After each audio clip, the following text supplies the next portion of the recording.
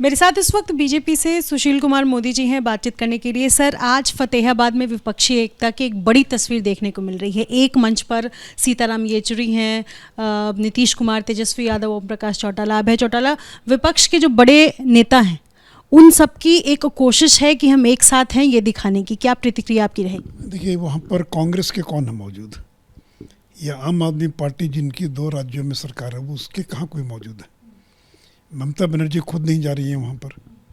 और देखिए, ये जो चौटाला ये कौन है?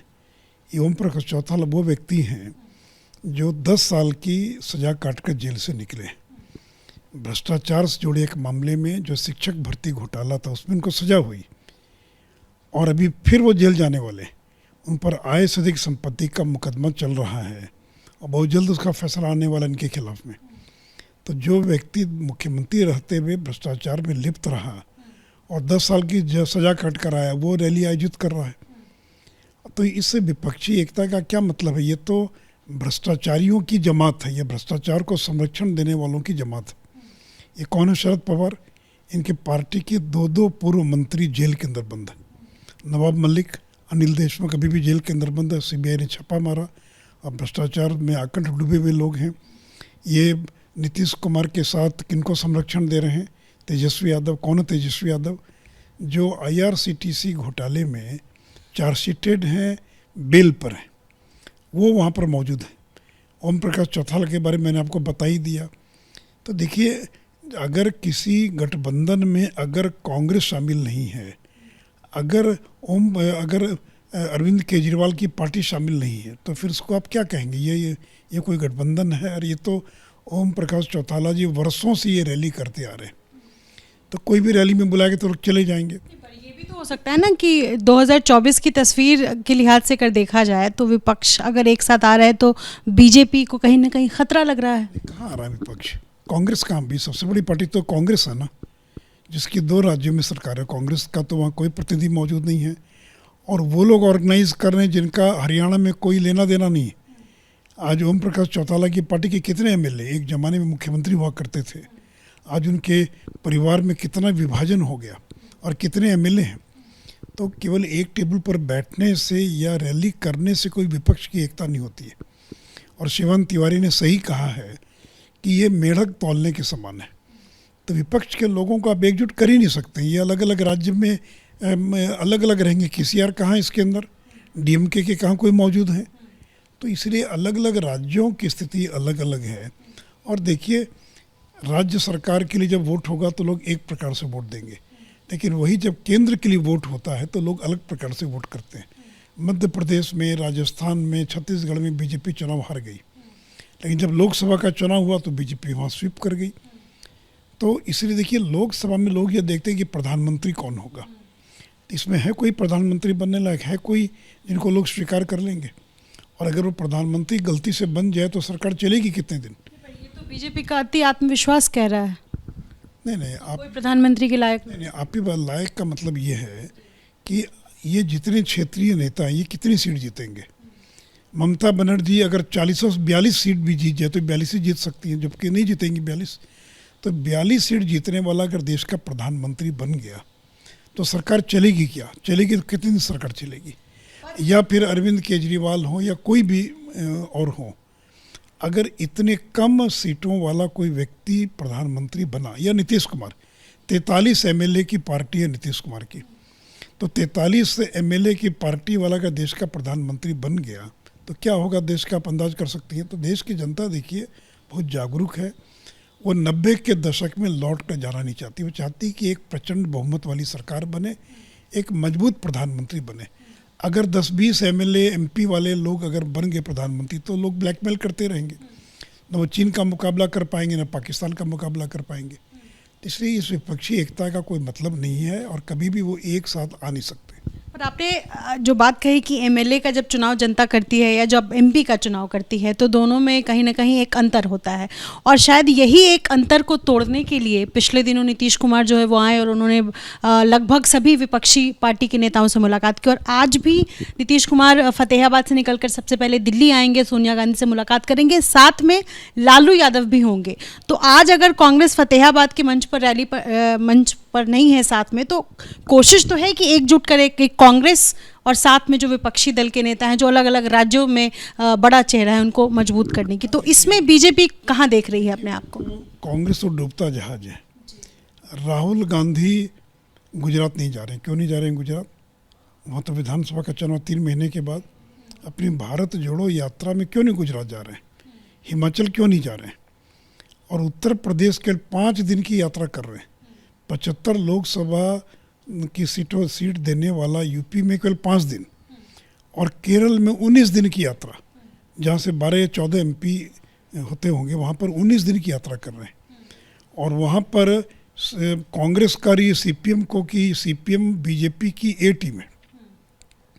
तो इसलिए मुझे बताइए ना कि फतेहाबाद के मन पर केसीआर हैं क्या, स्टालिन हैं क्या, अरविंद केजरीवाल हैं क्या, कांग्रेस का कोई प्रतिनिधि वहाँ पर मौजूद है क्या, खुद ममता बनर्जी हैं क्या? तो कोई भी रैली करेगा, ममता बनर्जी रैली करती 20 लोग आ जाते हैं। कोई ममता बनर्जी तो हर साल रैली करती हैं। तो देखिए, रैली करने से एकजुटता नहीं होती है। फिर मैंने कहा कि बीजेपी का पूरा आत्मविश्वास है कि हम 350 सीट जीतेंगे। इस बार 303 जीते थे, अगले लोकसभा चुनाव में बीजेपी 350 सीट जीतेगी। यही आत्मविश्वास तब रहेगा जब आज सोनिया गांधी से मुलाकात करेंगे, अगर कुछ बात बन जाती है लालू यादव और नीतीश कुमार की। क्या बात बनेगी? कांग्रेस तो डूबता जहाज है। फिर 2 राज्यों में सिमट गई कांग्रेस। एक ज़माने में जो कांग्रेस पूरे देश में राज करती थी, और क्या सोनिया गांधी नीतीश जी को स्वीकार करेंगी प्रधानमंत्री उम्मीदवार के रूप में? अगर करना होता तो उनका बेटा इतनी मेहनत क्यों करते? राहुल गांधी जो 3 महीने की पदयात्रा कर रहे हैं, अगर वो दावेदार नहीं होते तो वो क्यों यात्रा करते?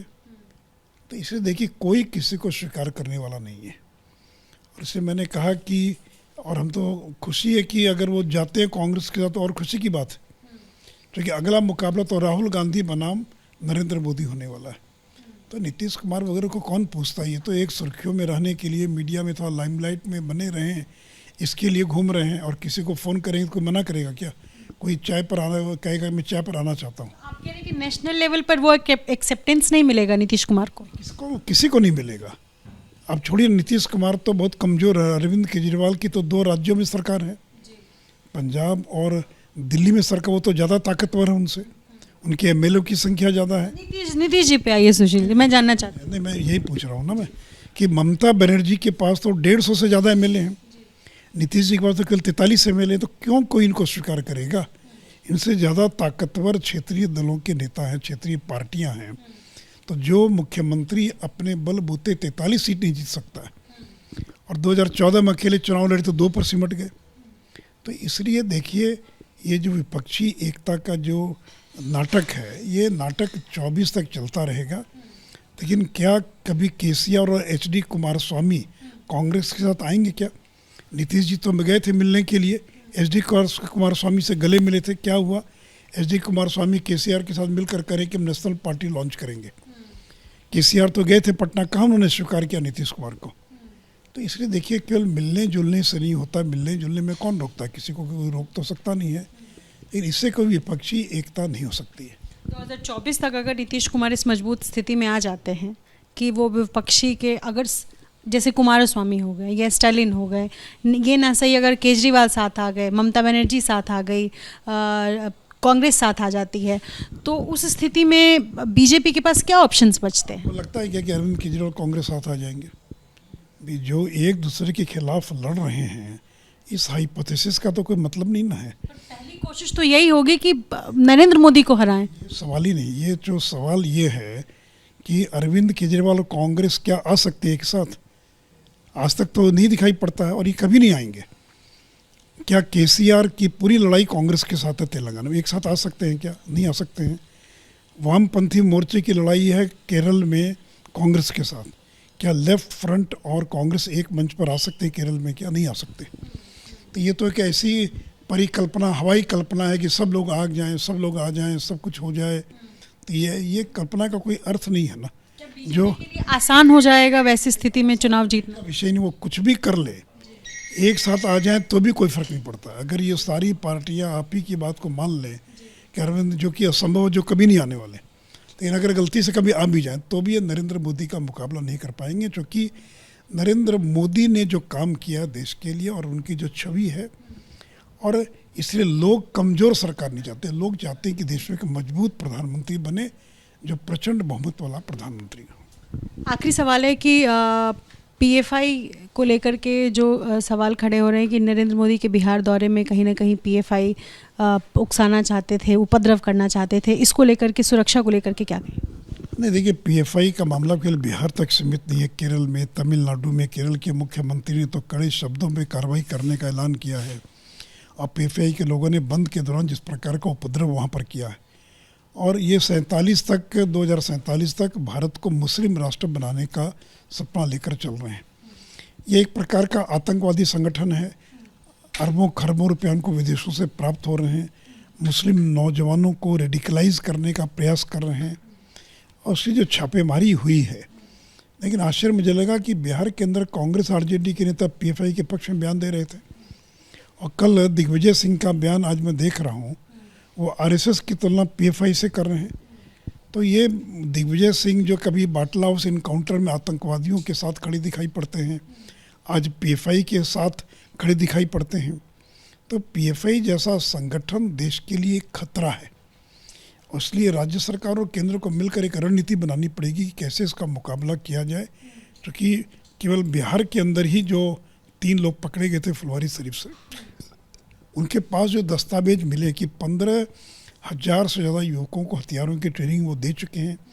बिहार में 15 से ज़्यादा जिलों के अंदर उन्होंने अपना केंद्र स्थापित कर लिया है, और नीतीश कुमार की सरकार उनके प्रति नरम थी। और मुझे तो यहाँ तक जानकारी कि एनआईए जब उस मामले को लेना चाह रही थी अपने हाथ में, तो नीतीश कुमार की सरकार ने विरोध किया और कहा कि एनआईए को लेने की आवश्यकता नहीं, बिहार पुलिस उसका मुकाबला करेगी। क्या कारण हो सकता, क्यों ऐसा कहा गया? कि उनको लगता है कि इनके मुस्लिम तुष्टिकरण, इसके अलावा क्या हो सकता है। क्योंकि पीएफआई जो है ये मुस्लिम ऑर्गेनाइजेशन, 100% मुस्लिम ऑर्गेनाइजेशन है। तो किसी भी मुस्लिम ऑर्गेनाइजेशन पर कार्रवाई करने से कहीं एक समाज का तबका नाराज़ ना हो जाए, इसके अलावा दूसरा कारण क्या हो सकता है। शुक्रिया बातचीत करने के लिए। तो विपक्ष का एक साथ आना, चाहे वो फतेहाबाद की रैली मंच पर हो या सोनिया गांधी से आज मुलाकात हो, ये कोरी कल्पना है, ऐसा सुशील मोदी जी फिलहाल कहते हुए नजर आ रहे हैं। अपने सहयोगी रंजीत कुमार के साथ नीतिश्री, एबीपी न्यूज़, दिल्ली।